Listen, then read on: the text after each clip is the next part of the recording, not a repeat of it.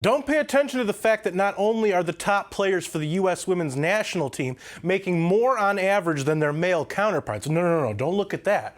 But that the women's team in general has made more than the men. Stop looking. Don't pay attention to any of that at all. It's not part of the media-approved narrative, you bigots.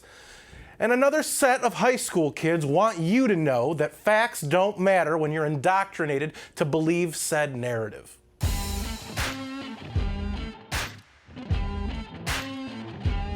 Hey everybody, thanks for joining me once again on Out of Left Field for MRC-TV. I'm Nick Kangadis. I know this isn't my usual get-up, but sometimes you gotta, so here we go.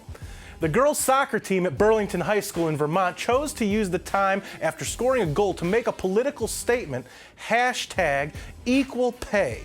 The team was jumping on what's essentially a marketing campaign at this point from Nike.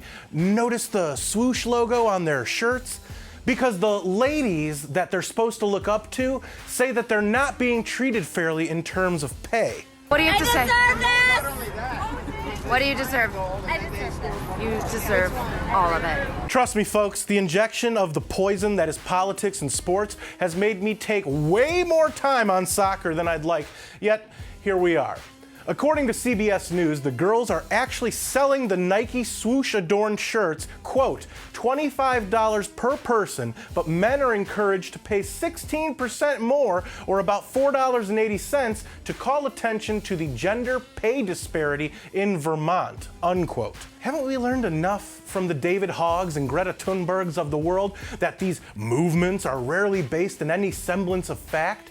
It's primarily based on emotion dictated to them by adults who have an agenda to push. And if you don't listen to the children, then you must hate kids or wish for their downfall. Maybe it's time to begin looking at and criticizing the adults in the room feeding the children such misinformation.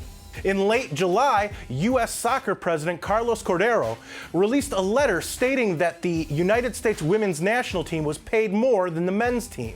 Quote, "As you'll see, separate and apart from any prize money awarded by FIFA, U.S. Soccer has, over the past decade, paid our women's national team more than our men's national team in salaries and game bonuses, and we continue to make unprecedented investments in our women's program," unquote. Only 2 weeks ago, the Wall Street Journal published a report in which the U.S. Soccer Federation said that court filings revealed they paid top women's players more than their male counterparts.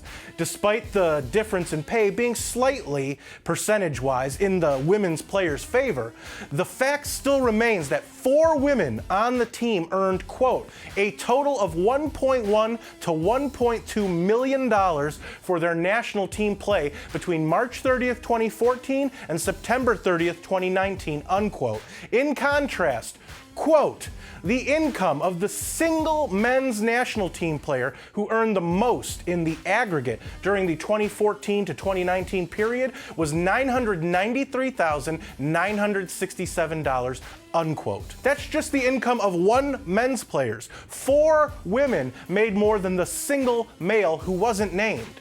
But since the facts and reports don't aid their agenda, they choose to ignore them because they know the media and leftist politicians will as well.